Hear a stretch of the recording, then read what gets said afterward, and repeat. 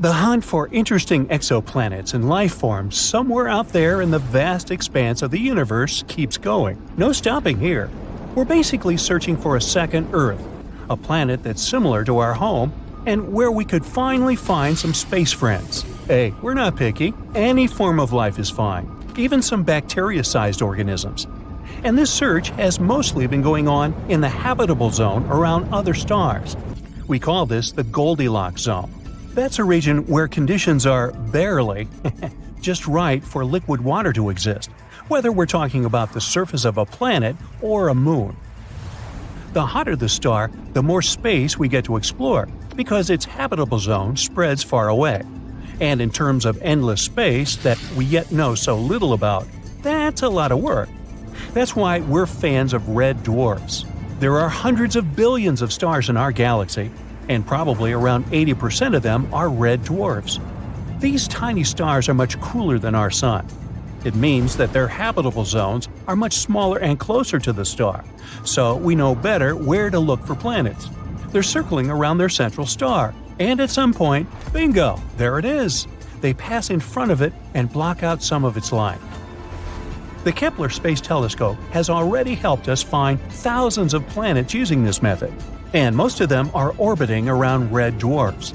Some of these planets are similar in size to Earth, and many of them could have nearly 25 times more water than our entire planet. Let's move to these planets scientists discovered, though. I want to show you something special. So, you've heard of super-Earths, right? More massive than Earth, lighter than Neptune, can be made of rock, gas, or a mix of both. Some of them have thick atmospheres, while others have thin or no atmospheres at all. You may also have stumbled upon mini Neptunes by now, too. They're almost as big as Neptune, and unlike normal gas giants, they have solid cores. That way, they can support a dense atmosphere with water and some other chemicals necessary for life. There's also hot Jupiters. Those are pretty cool, but only if they're far away from us. You know that one annoying and unpredictable neighbor you can never get rid of or figure out what they're going to do? Yeah, that would be a hot Jupiter, with strong gravity that can destabilize the orbits of smaller planets or other space bodies in the system. If we had such a neighbor, there would be more comets and asteroids hitting our surface.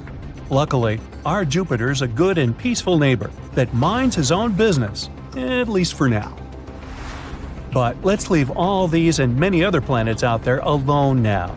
Imagine traveling around in your spaceship and coming across a giant eyeball just floating there in the darkness of space and staring at the central star of that solar system.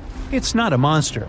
Hopefully, space friends we'll make in the future won't look that big and scary, so it won't blink or turn towards you as you come closer. It's actually a planet. A little bit bizarre, but still very cool. And yup, you guessed it right, we call such eyeball planets. Now, eyeball planets are surprisingly common.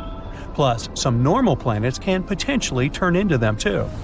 Eyeball planets form when matter and dust accumulates around a star and gradually turns into a solid object. It starts spinning, and over time, the gravity of the star pulls on the planet and slows its rotation until it becomes tidally locked. That means one hemisphere always faces the star, while the other is in darkness all the time. Now, we have a good example of this phenomenon near us, too. Our moon makes a circle around Earth once a month. It takes the same amount of time to turn a single time on its axis. That way, we actually always see the same face of the moon. Who knows, maybe the other side is even prettier, if you like craters and stuff.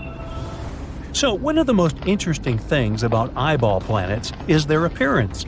If they had water on their surface, the side facing the star would have clear, bright blue oceans, the ones we'd want to visit if we ever got a chance to go on an interstellar vacation. And the other side would be more for adventurers who like harsh and challenging surroundings. Since it's in constant darkness, it would most likely be very cold and covered in ice.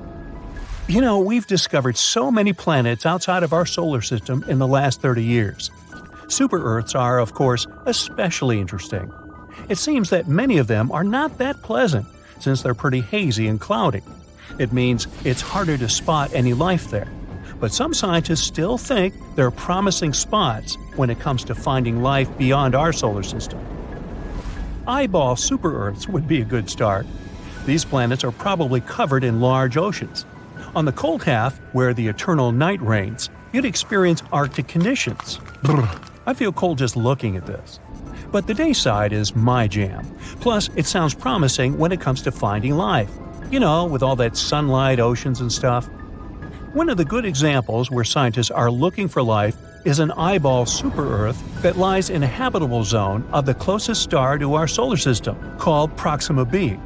Its day side could even have conditions and an atmosphere to support some form of life. There could be a large deep ocean covering its surface. It could be really salty, but some forms of life could still survive there. Check out the Dead Sea on Earth. It's extremely salty, but some bacteria have still evolved to live there. And they're probably doing well, having their own world and all that. I mean, it's not crowded because there are no animals there. Fish that accidentally end up in the Dead Sea won't survive there for long. So, similarly, it's possible that bacteria or some other forms of life could exist in this potentially very salty ocean on Proxima b as well. But the open ocean on Proxima b could be tricky. On the dark side of the planet, the ocean could freeze, and sea ice could drift into warmer waters. That way, the ocean would cool, and more of it would freeze, even on the sunny side.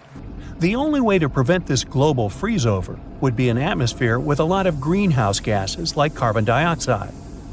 This kind of atmosphere would trap the heat from the planet's surface and wouldn't allow it to escape into space, like what happens with Venus, the hottest planet in our solar system. Without an atmosphere with greenhouse gases, the surface of Proxima b would be much colder, so it's possible that the planet would completely freeze over. The opposite scenario could also be possible. Warmer waters could serve as a transporter of heat from warm to cold regions. We don't know much about the conditions on the planet yet, so Proxima b could range from a frozen wasteland to a hot, hazy world, depending on many factors. So yeah, an eyeball planet within the habitable zone sounds promising, but its surface can still wildly range from a frozen desert to an endless ocean.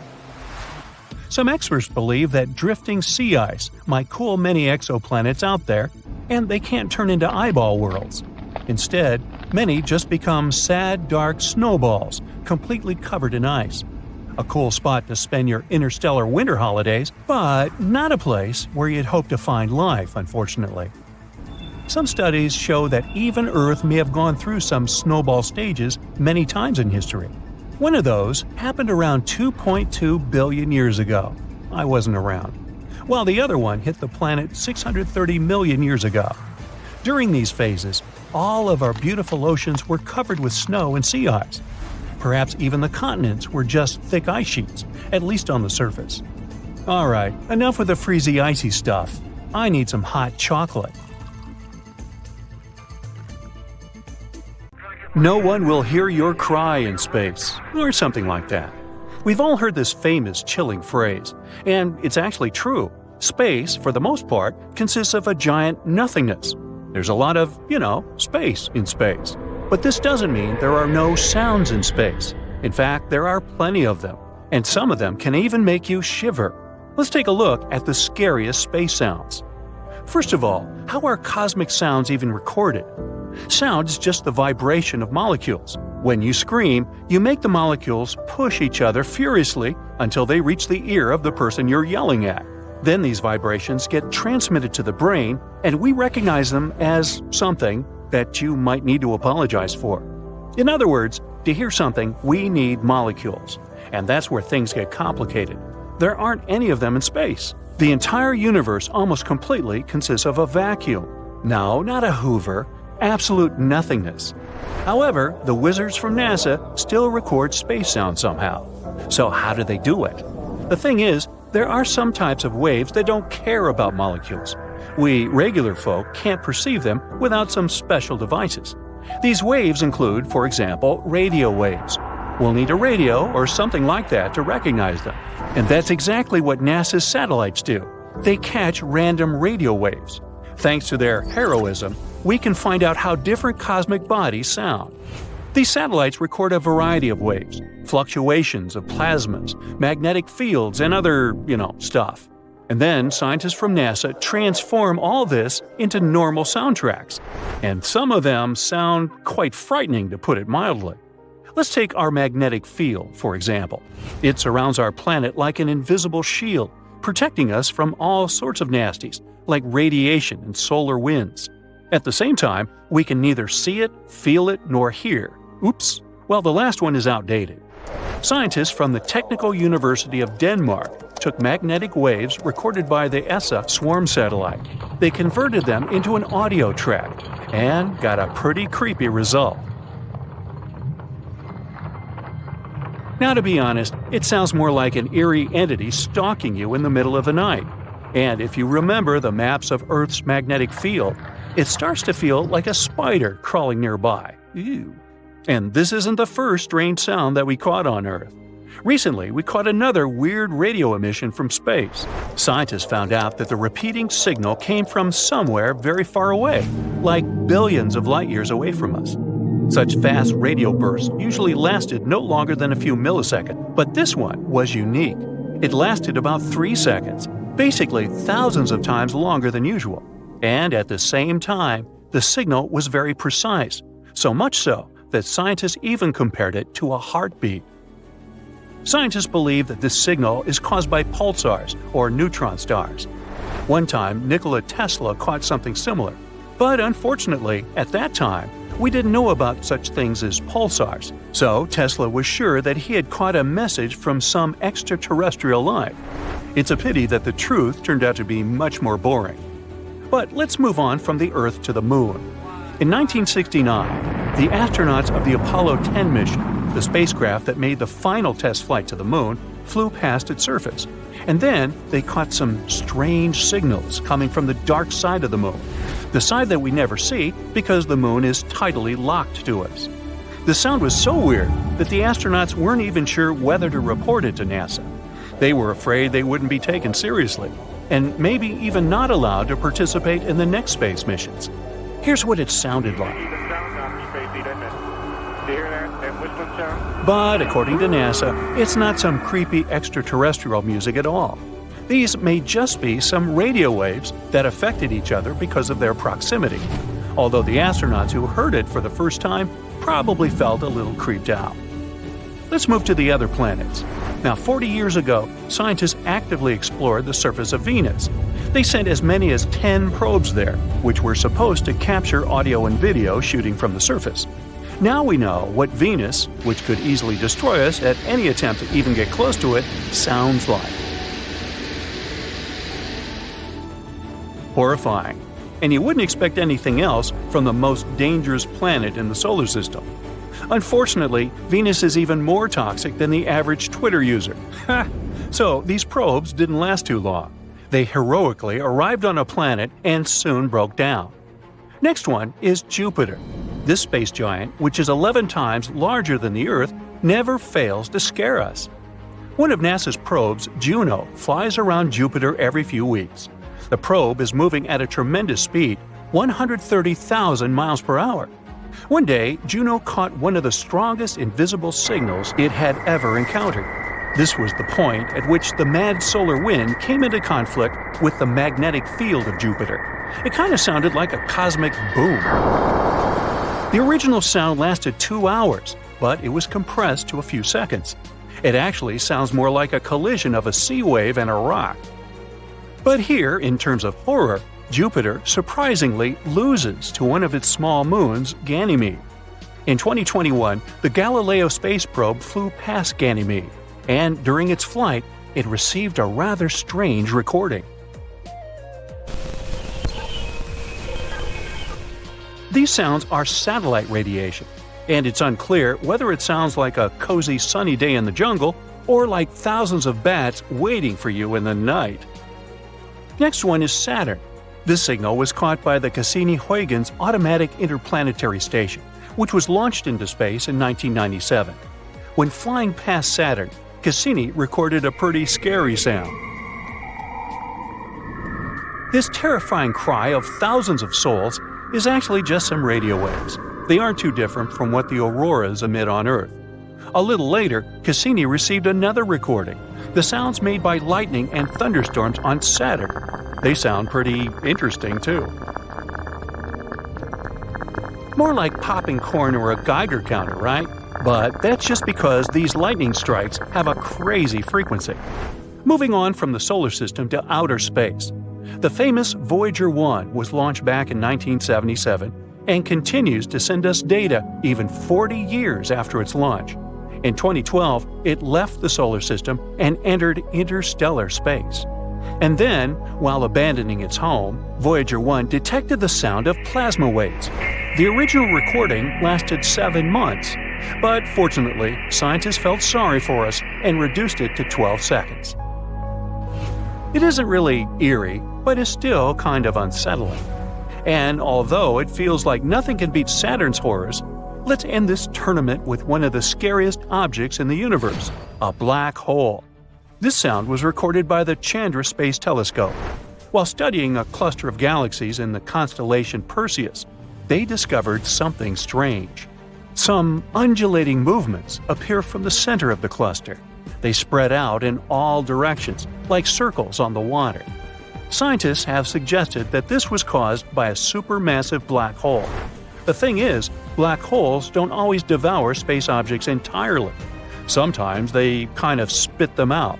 This causes vibrations of gases, which we can convert into soundtracks. What's interesting is that the oscillation of each such wave actually lasts about 10 million years.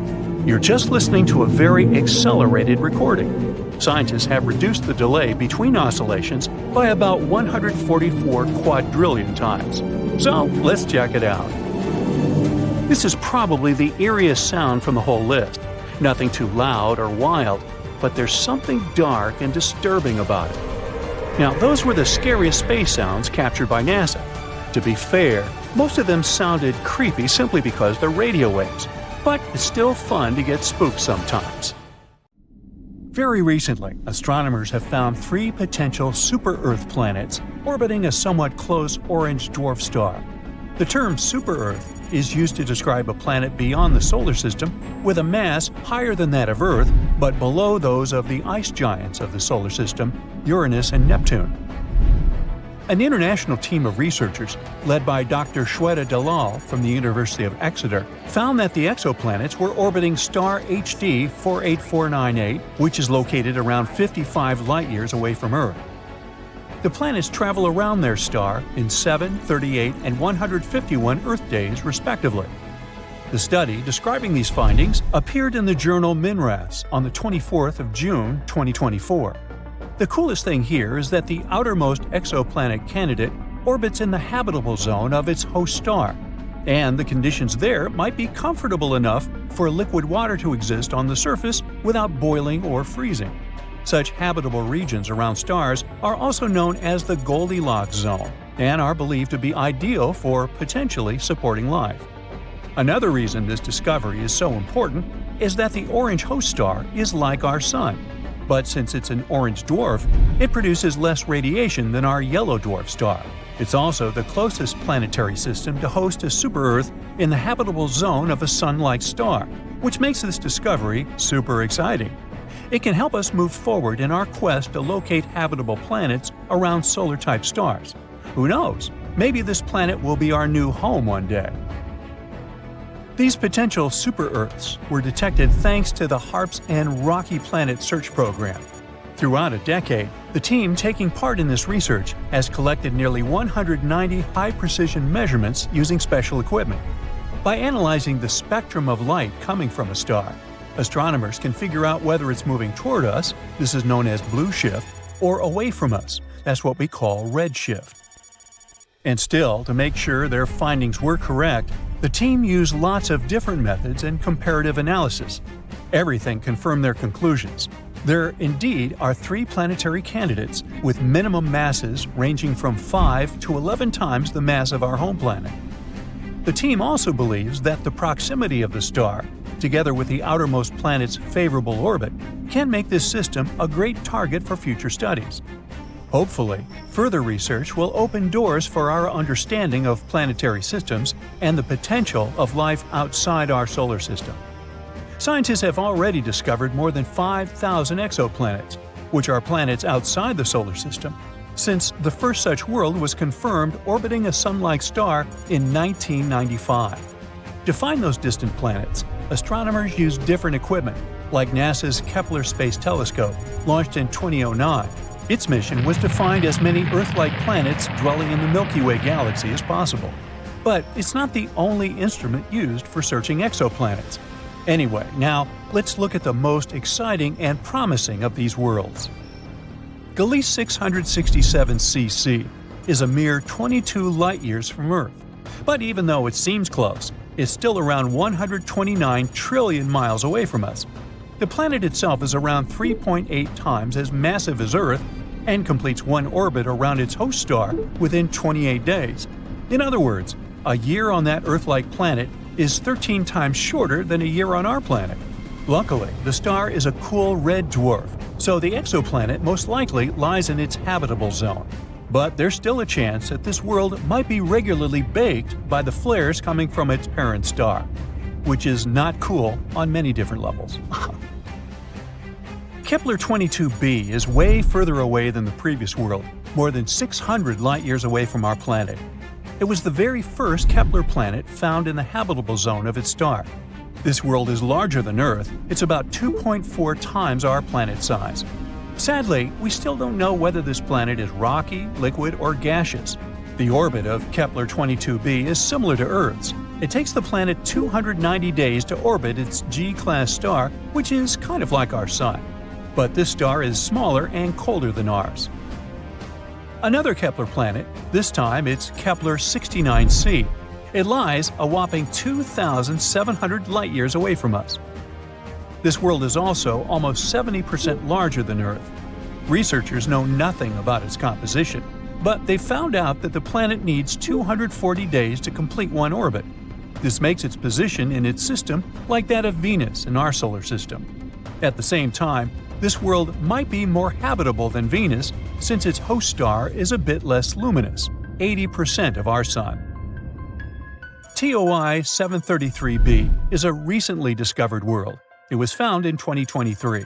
It's out there, 245 light-years away from Earth, and needs just 4.9 Earth days to complete an orbit around its star. But the coolest thing about this planet is that it might have a massive ocean. According to scientists, the planet is likely to be completely covered with water. Does that mean there could be life on this super-Earth? Time will tell. GJ 1214b is located 48 light-years from Earth. This planet is a super-Earth, almost 3 times bigger in diameter and 8 times heavier than our home. It orbits around its red dwarf star faster than you can binge-watch your favorite series, finishing a complete loop every 38 hours. But it's not just the planet's size or orbit that's out of this world. It's pretty hot out there, with mind-melting 450 degrees Fahrenheit. But the coolest thing is that this planet is practically drowning in water. The sizzling temperatures and crazy high pressures on JG 1214b create some cool materials like hot ice and superfluid water. Superfluidity is something that happens in liquid helium when it's almost as cold as it can get. On Earth, water totally missed the memo about being superfluid because it needs ridiculously low temperatures and off-the-chart pressures to pull off that trick. Still, there's not much use in superfluid water. Even if you try it, you'll just get dehydrated. The super-Earth that's closest to us was discovered in 2016, and is called Proxima Centauri b. It's located a mere 4 light-years away from Earth and has a mass remarkably similar to that of our planet. A year on Proxima Centauri b is short. It only takes the planet 11.2 days to complete a circle around its central star. Scientists discovered this world after they noticed that its parent star was slightly wobbling. They hadn't been sure what exactly had been happening there until they realized Proxima Centauri b's gravity probably produced pulls and tugs that caused these wobbles. Although the exoplanet is traveling in the habitable zone of its star, Proxima Centauri, it is exposed to extreme ultraviolet radiation, all because it lies very close to its parent star. Also, none of the telescopes that are currently working and exploring exoplanets are positioned well enough to capture the light from the atmosphere of this super-Earth. Most things there are still a mystery to us, even though we're talking about a planet that's really close.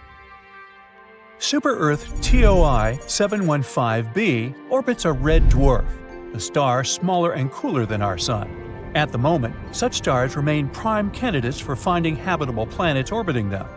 Those miniature rocky worlds have far closer orbits than those circling around stars like our Sun. But since red dwarfs are small and cool, the planets don't risk anything when crowding closer. They're still safely within a star's habitable zone. Experts say that TOI 715b might have once had an atmosphere thicker than that of Neptune, and now the planet could be in a transition state where it's losing its atmosphere. To confirm this suspicion, scientists need to do more research, and they might finally learn whether this planet is a watery terrestrial planet. So, we might be getting closer to finding a massive icy planet beyond Neptune's orbit. Sorry Pluto, still not you. Recently, some universe mapping using data from a telescope in Hawaii eliminated about 78% of the possible locations for this mysterious Waldo from space. Some people call it Planet 9, while others prefer Planet X. Either way, it's been causing controversy since its existence was first proposed, and that is mainly because no study so far can answer the big question: does it really exist? If discovered, Planet 9 would rank as the fifth largest planet in our solar system, with a mass 10 times that of Earth. It's also theorized to be gaseous, like Uranus. The initial study on Planet 9, dating back to 2016, suggests that this colossal new planet orbits the Sun 29 times farther out than Neptune, which sits at about 2.8 billion miles. As a result, the Planet 9 would take between 10,000 and 20,000 years to complete a single orbit around the Sun. If confirmed, this yet-to-be-understood world would dominate a region larger than any other known planet in our cosmic neighborhood. These are all intriguing hypotheses, but without a single piece of evidence or observation to back them up. Before dismissing this as a wild guess, it is important to note that these researchers relied on complex mathematical modeling and computer simulations to speculate about the planet's characteristics, because that's what they do. The hypothetical presence of this planet would explain various mysterious features located beyond Neptune. We are specifically talking about the Kuiper Belt, a huge donut-shaped region filled with icy debris left over from the formation of the solar system, including comets and dwarf planets like Pluto. What happens is that the 6 farthest objects in the Kuiper Belt exhibit elliptical orbits that are all oriented in a similar direction within physical space and tilted approximately 30 degrees downward relative to the orbital plane of our 8 known planets. What's strange here is that, despite their distinct orbital velocities around the solar system, they maintain this alignment. The likelihood of such alignment occurring randomly is extremely low, around 0.007%. So, here comes Planet 9, a hypothetical massive celestial body that offers a plausible explanation for this strange phenomenon, potentially exerting gravitational influence to shape these orbits. The initial theory didn't hold up for long, facing accusations of observational bias and calculation errors. Then, in 2017, another study popped up, sparking back the idea that maybe Planet 9 is out there after all. This time, Spanish astronomers tried a novel approach, focusing on observing extreme trans-Neptunian objects. These celestial bodies orbit the Sun in highly stretched elliptical paths, with average distances exceeding 13 billion miles. The research suggests that the distances between these objects' nodes and the Sun might provide clues to Planet 9's location. You see, these nodes are the points where a celestial body's orbit intersects the solar system's plane.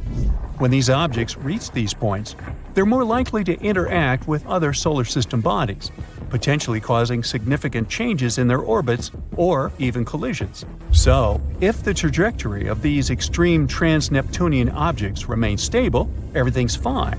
But if it's not, well, that's a sign that something else, something big, is messing with their path. And that's exactly what the research found. There is something unseen out there, throwing these objects off course. And that something could be a planet chilling at a distance between 300 to 400 times farther from the Sun than Earth. To this day, the study of the extreme trans-Neptunian objects is the strongest evidence we've got for Planet 9's existence. And if you're still not convinced by this theory, know that strange motions like these have led to planetary discoveries before. Neptune, for instance, was spotted because Uranus's motion didn't quite agree with the predictions of Newtonian gravity. But the deflection of its orbit could be explained if it was caused by a pull of an undiscovered planet. And just like that, we discovered Neptune. Now, the year is 2021, and there's all this buzz about Planet 9 again. After correcting some old guesses, studies are now leaning towards the idea that this mystery world follows an epic loop around the Sun every 7,000 years. That is massive news, because it means this planet might be closer than we ever thought, making it easier for our telescopes to spot it. The paper also suggests there is a whopping 99% chance that the funky orbits of these distant objects are all because of this unseen planet, not just some cosmic coincidence. Now, the odds of this whole situation being a fluke are down to a 1 in 250 chance, which is much better than the 1 in 10,000 chance back in 2016. All these optimistic numbers have brought us to where we are today, keeping our hopes and working on better equipment to continue the mission of spotting Planet 9. As mentioned earlier, researchers in Hawaii created some kind of treasure map utilizing the Panoramic Survey Telescope and Rapid Response System to eliminate 78% of its locations. This is great news, considering how challenging it is to find a planet-sized needle in a cosmic haystack. But unfortunately, Planet 9's presence remains a ghost in the dark outer reaches of our solar system. Enthusiasts are still convinced of its existence and believe it is only a matter of time before we celebrate the discovery of Earth's new cosmic cousin. They're putting their hopes on the Vera C. Rubin Observatory, which is currently under construction in Chile and is scheduled to begin science operations in late 2025. Over the course of 10 years, this observatory will scan the entire southern hemisphere sky every few nights with a 27-foot, fast-moving telescope equipped with the largest digital camera in the world. The idea is to catalog everything in the solar system, reaching out to and beyond Neptune, and tracking the movements of millions of celestial objects, including space junk, asteroids, comets, and stars. If Planet 9 is indeed out there, this next-generation telescope could be the one to find it. The existence of this mysterious planet is far from being universally accepted in the scientific community. That is simply because Planet 9 isn't the only explanation for the strange phenomenon occurring beyond Neptune. One theory suggests that a group of distant objects, such as dwarf planets, comets, and moons, might be collectively influencing the orbits of the extreme trans-Neptunian objects. Others believe that a black hole is behind all this. These compressed masses are some of the densest objects in the universe, potentially capable of affecting the orbits of other masses, like how this supposed ghost Planet 9 is believed to be doing. Another bold perspective suggests that our current understanding of the laws of gravity is flawed, actually incomplete. This theory, known as modified Newtonian dynamics, proposes that these distant icy objects exhibit strange behavior not due to influence from another planet, but rather because the immense gravitational field of the Milky Way is influencing them. However, even supporters of this theory acknowledge that it is too early to draw firm conclusions, and much more extensive research is still required. While we continue our relentless hunt for Planet 9, some astronomers have taken it a step further, suggesting the existence of a hypothetical Planet 10. This world has a mass and size like that of Mars or Earth and is located on the edges of the Kuiper Belt. But the thing is, if this alleged Planet 10 is indeed as small as scientists believe, it might not have enough gravity to clear its orbit of debris.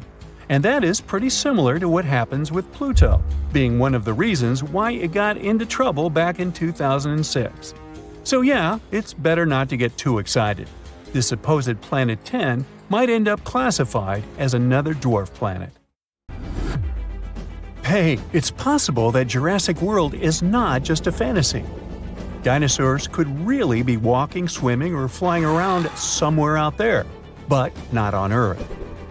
Some scientists think there may be planets far, far away from our solar system where slightly different versions of T-Rex and other dinosaurs live.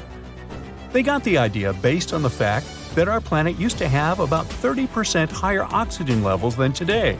That's why complex and intelligent life forms like dinosaurs could develop in the first place.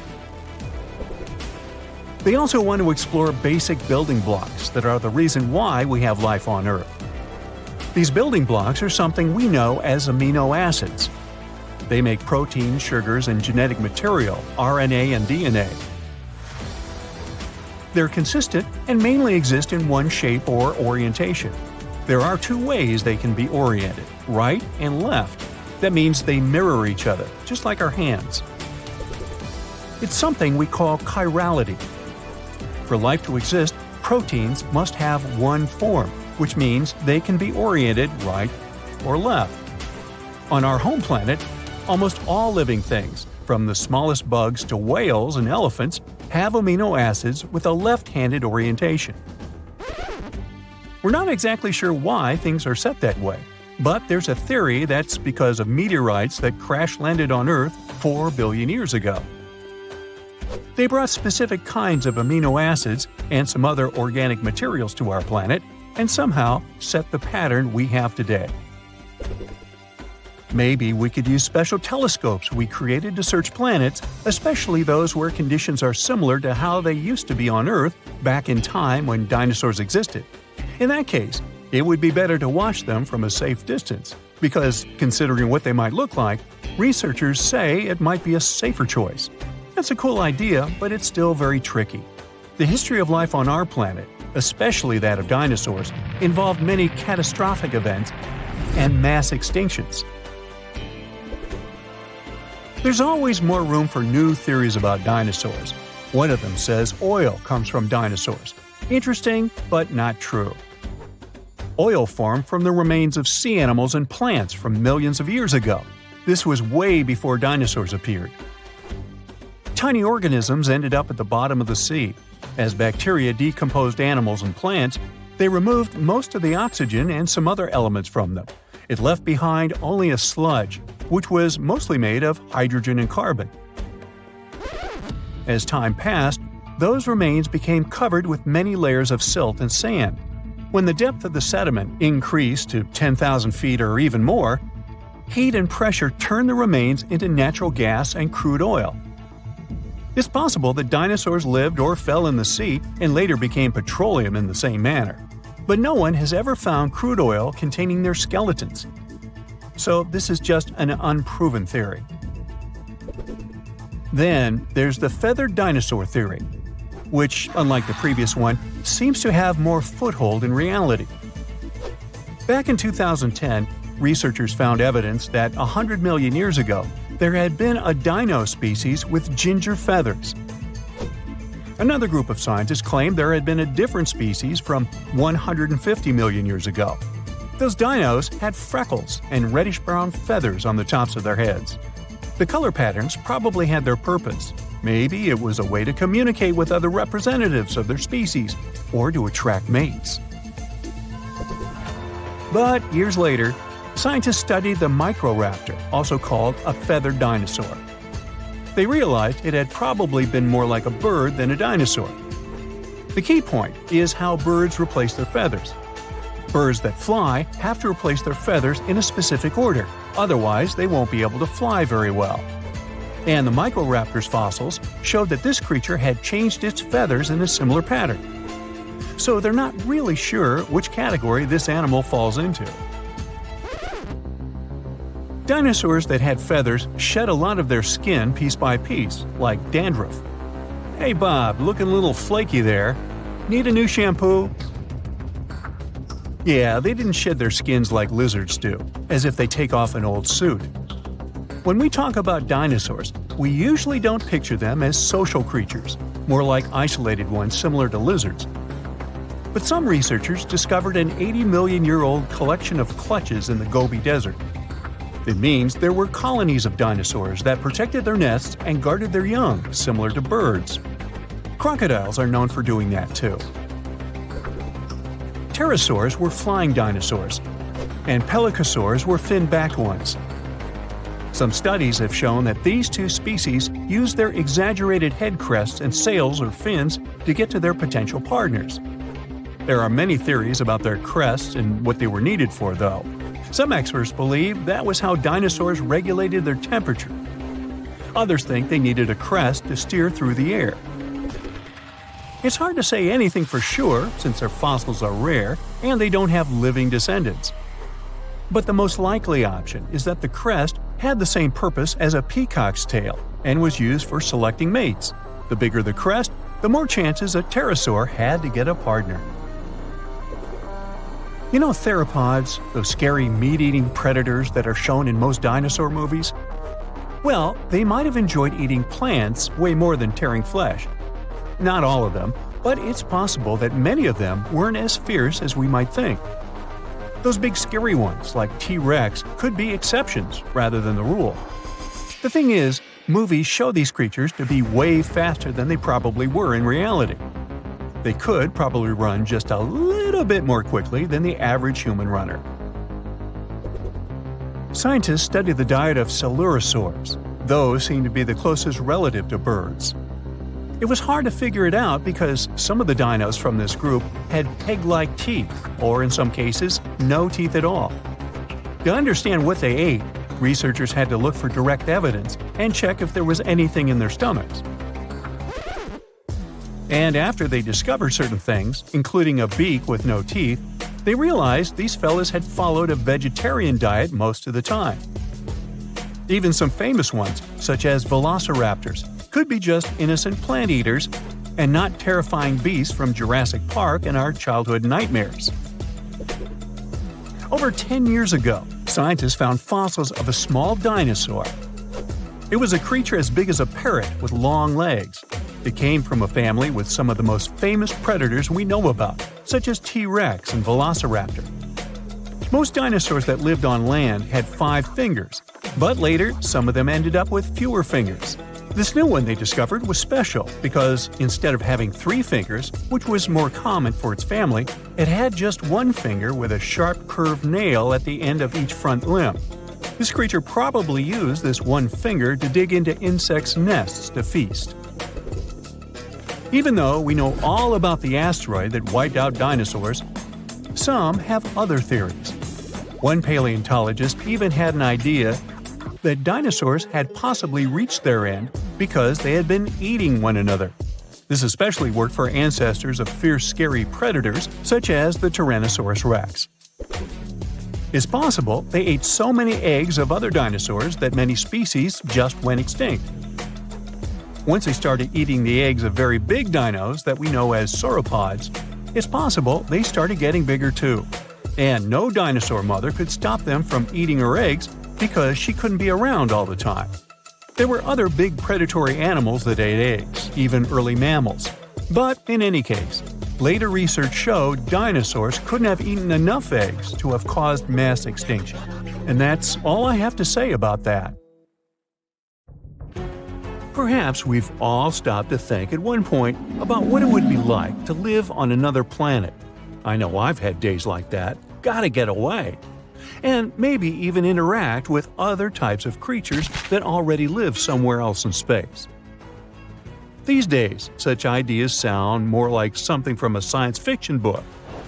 But in the future, permanently changing your address to another planet might turn out to be mandatory. Think of the stars in our solar system as a battery.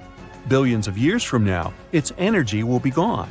Without its light and warmth, life on Earth can't exist. When you think about it this way, we have to hope that future humans will have found some other place to live by then. Thankfully, there's good news. Recently, scientists at NASA have announced that they have found a new planet that might be able to support life. They call it TOI 700e. It's roughly the same size as Earth, and it's located in a region of space where scientists think water could exist in its liquid form, which is crucial for the development of life. This planet is not the only one, though. Close to it, there's another promising planet which they call TOI 700d, but this one is further away from its star. Because of the distance from the main source of light, Planet D lies in a special area called the Conservative Habitable Zone.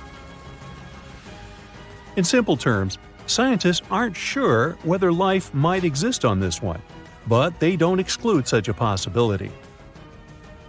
Planet E is in the optimistic zone, which means that it's possible that it has water and even an atmosphere. Hey, at least we have some options. The two planets are in a solar system that's only 100 light-years away from Earth, which is considered pretty close in space terms.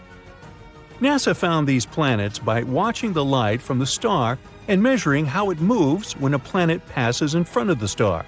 This is the first time that NASA has found a solar system with multiple planets that could have life.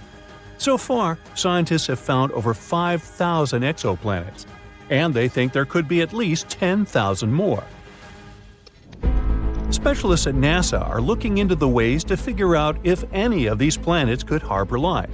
But they also say we might find forms of life we don't expect to see, and that we should be open to other possibilities. That's because we only know about what life can be by looking at our own planet. Sure, everything sounds enticing so far, but don't pack your bags just yet. As appealing as these new planets might sound, there's still one problem: getting there. Scientists have been researching for decades how people can stay in space and thrive for long periods of time. And history tells us it's no easy project. Back in 1962, John Glenn became the first American to orbit our planet.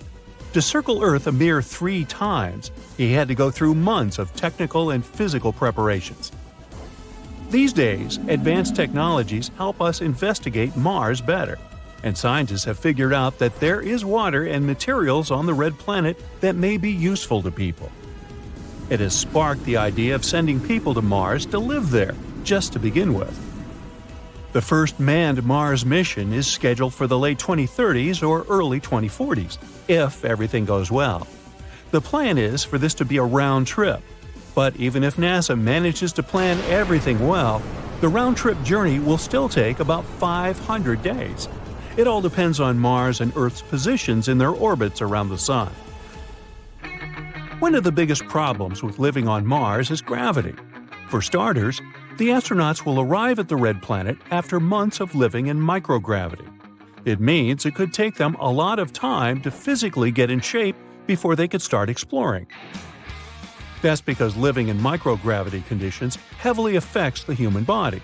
It might mean loss of bone and muscle mass, as well as a shift in the normal movement of body fluids, which tend to go upward. This can lead to pressure on the eyes and even problems with people's eyesight. But Mars is right here, in our own solar system. What about planets that are light years away? The answer is still up for debate. It may sound cool to travel really fast, like at the speed of light. So far, scientists believe it's not possible. Sure, we may have been able to create airplanes that travel faster than sound, supersonic aircraft, but it's not the same. There's quite a difference, actually. Light is about 1,000,000 times faster than sound. Traveling at the speed of light would mean we could go from Earth to the Moon in 1 second, or from Los Angeles to New York in less than the blink of an eye. But what stops us, though? Some say it's energy. It may be possible to make something go really fast, but it'll take a whole lot of energy. In this case, engineers will need to find new ways to make things move in space. Right now, rockets use fuel that is similar to the gasoline you use in your car. But that's not very efficient when it comes to space travel. Other ways to push a spacecraft include using electric or magnetic forces. One promising idea is using a solar sail, which is like a large thin sheet of plastic that can be pushed through space by sunlight. Some spacecraft have already used solar sails, and scientists think they could go up to about 10% of the speed of light. If other planets in our solar system turn out to be inhospitable, and we can't invent spaceships that move fast enough, we might still have a choice. Secret Option C. It was first proposed by a scientist who wrote an interesting study about a special type of planet. It suggests that we might not need spaceships to move around and escape problems on our own planet. We could use planets that are not orbiting a star. They're called rogue planets. Ooh.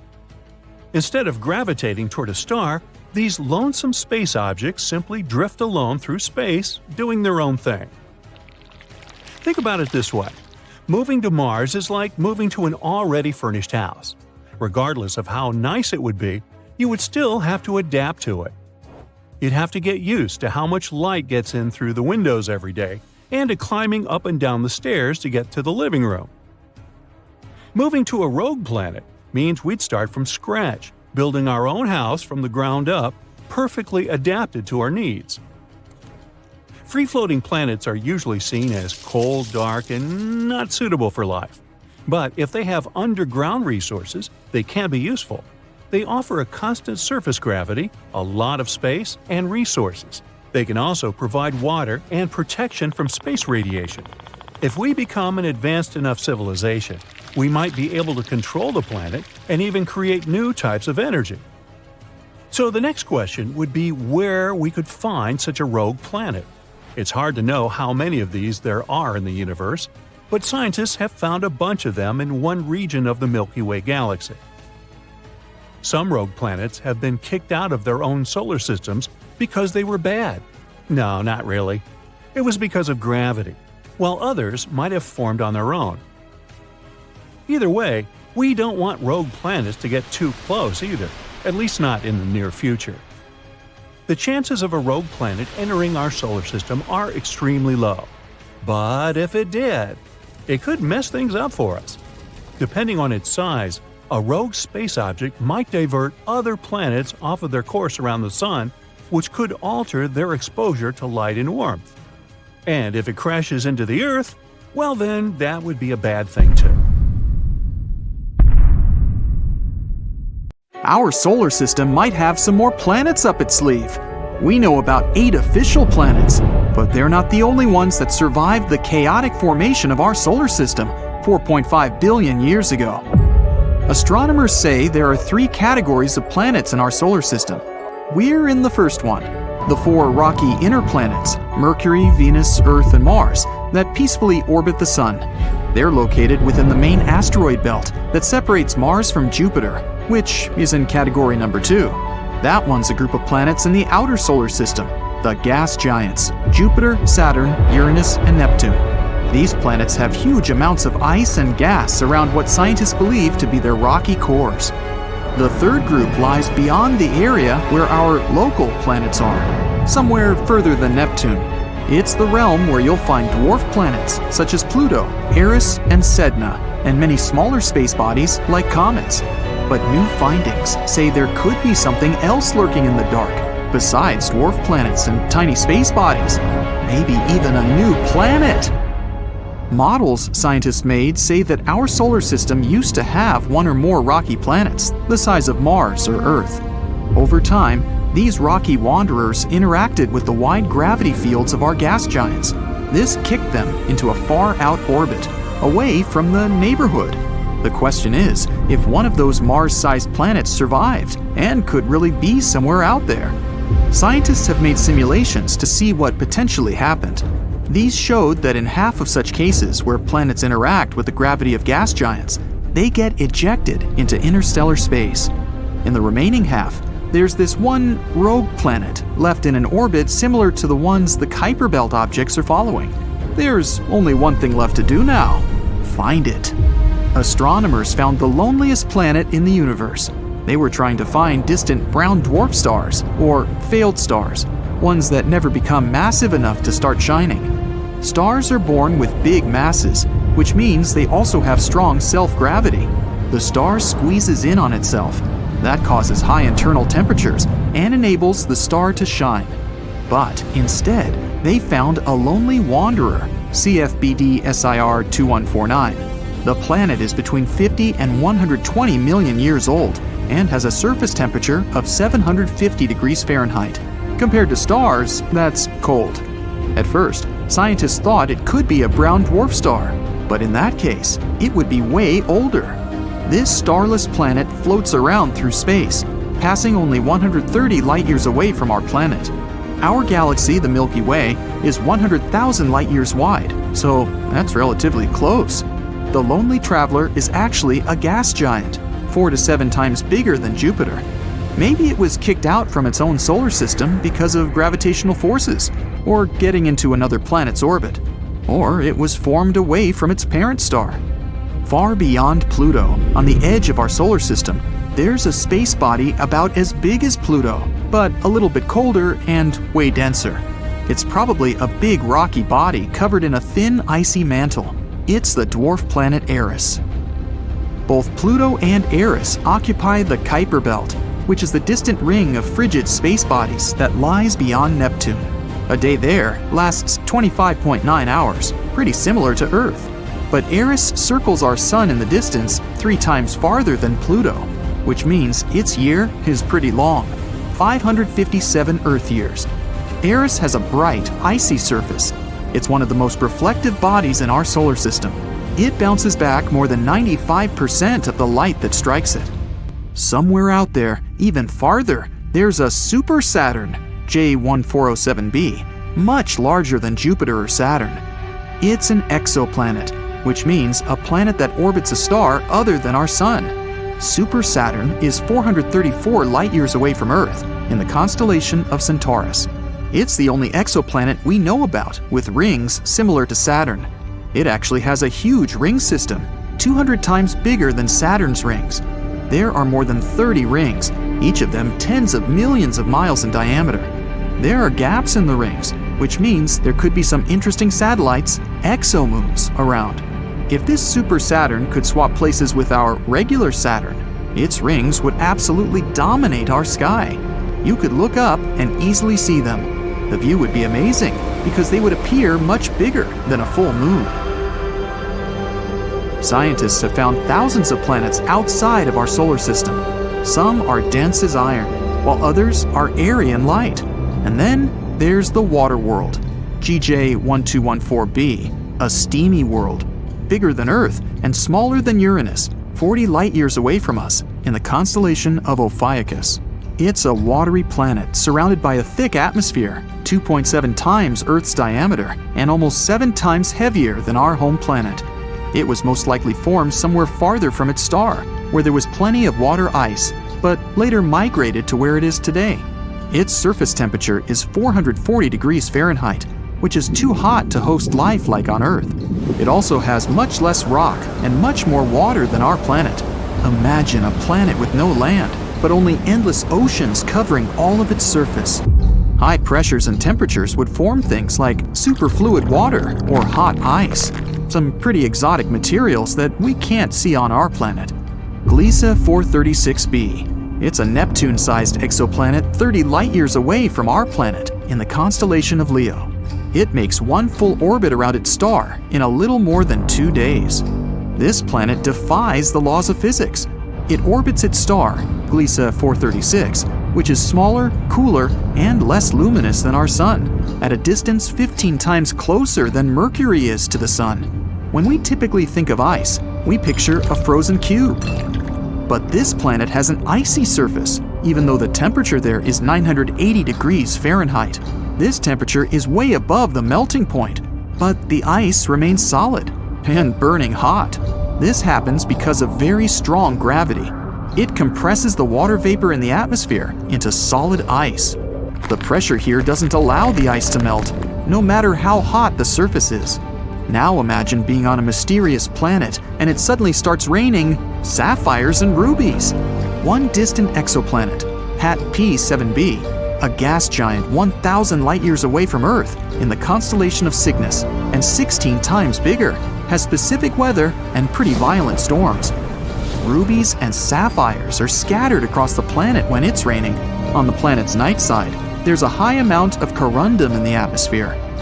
And corundum is what mineral gems such as sapphires and rubies are made of. Clouds of corundum give such an amazing view.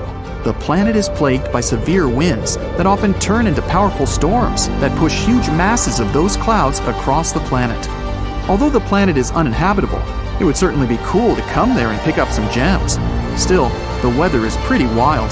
Plus, the temperatures are over 4,600 degrees Fahrenheit. By comparison, Venus is the hottest planet in our solar system, and its temperature is only 900 degrees Fahrenheit.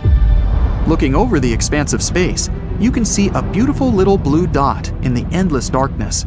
It's an exoplanet, HD 189733b, that lies 63 light-years from us in the constellation of Vulpecula. But it's way hotter and larger than our planet, around the size of Jupiter, and it completes its orbit around its host star in only 2.2 Earth days. That orbit is so close that the planet is most likely tidally locked. That means it's always showing only one face to its star, like our moon always shows one side to Earth. The weather here is crazy. The winds blow at up to 5,400 miles per hour, which is 7 times the speed of sound. The fastest wind on Earth only hit the mark of 230 miles per hour. And it gets better. The rain here is not made of water, but of molten glass. Clouds are made of silicate atoms and particles. They are the key element that gives the planet its cobalt blue color, not the reflection of oceans, which is the case with Earth. Earth used to be purple. Today, even when you look at our planet from space, you see a lot of green. The green we see in nature is there because of photosynthesis, the process where plants transform energy coming from the sun into energy they need to live and to produce oxygen for us. The main part of the process that gives plants the green color is the chlorophyll pigment. A long time ago, instead of chlorophyll, there was a molecule called retinol. Its pigments absorb yellow and green light and turn it into red and blue, so the Earth was more purple. And then there's a pink planet, GJ 504b, far away from us, in the Virgo constellation, 4 times more massive than Jupiter. It's a newly formed exoplanet, around 160 million years old. By comparison, the Earth is 4.5 billion years old. If we could go there, we would see an incredible world that glows from the heat of its formation. Everything around you would be colored magenta. This may look like a scene from a cool sci-fi movie or an astonishing painting, but it's actually real-life footage of Mars, the very planet known for its bright rust color. Layers of rock and dust cover the planet's surface. They consist of iron-rich minerals. That's why dust on Mars is mostly iron oxide. It floats in the atmosphere and creates an orange-red haze around the planet. But Mars has some even more amazing things, like these blue speckles on its surface. They look like a wind-sculpted sea of dunes around 19 miles wide. Astronauts saw these dunes at the northern polar cap of the planet. That's a region that covers an area approximately as big as Texas. The blue dunes, formed by winds, are shaped like long weaving lines. The winds on Mars are relentless and strong. They turn the barren surface of the planet into terrains of grand beauty. These winds are influenced by many different factors. For example, temperature fluctuations to the way the planet's atmosphere circulates. The atmosphere is thin on Mars. That's the reason liquid water most likely can't exist there for any long period of time. That's why, even though Mars is only half the diameter of our planet, it has the same amount of dry land as Earth. A thin atmosphere is also the reason why wind needs to be exceptionally strong and fast to move the sand and form such shapes as these dunes. Winds usually move at 10 to 20 miles per hour on Mars. Anyway, even though the image looks pretty colorful, the dunes aren't actually blue. The bluish patches represent colder parts, while the warmer regions are yellowish-orange. The images were part of a set of photos released to celebrate the 20th anniversary of Odyssey, a spacecraft orbiting Mars. Mars has numerous sand dunes in different locations all over its surface. Some of them formed 1 billion years ago, like the ones in the Valles Marineris region. They haven't changed because both the atmospheric pressure and wind patterns there have remained the same. But some things do change. For example, some dunes get covered with frost. Here, the main dune has a series of dark patterns. It may be because frost comes and goes, depending on the season. Mars has 4 seasons, just like Earth, but they're twice as long as ours. It's because Mars needs around 2 Earth years to orbit the Sun. Seasons are harsher in the south of the planet than in the north. During southern winter, the planet is farthest away from the Sun. Mars moves pretty slowly, and its orbit is elliptical, different from the orbit of Earth, which is almost circular. Spring on Mars is a season with plenty of dust storms that start in one part of the planet and, eventually, turn into huge storms. They become so large, they blanket the entire planet. Each planet of our solar system has something that makes it special. Jupiter, for example, is not only the largest planet, more than twice as big as all other planets combined, but it also has the biggest ocean in the solar system. Jupiter is made of similar elements to the Sun. They're mostly helium and hydrogen. In the deeper parts of the planet's atmosphere, temperature and pressure increase. That's why the hydrogen gas gets compressed and turns into liquid. That gives Jupiter the biggest ocean, but it's made of hydrogen, not water.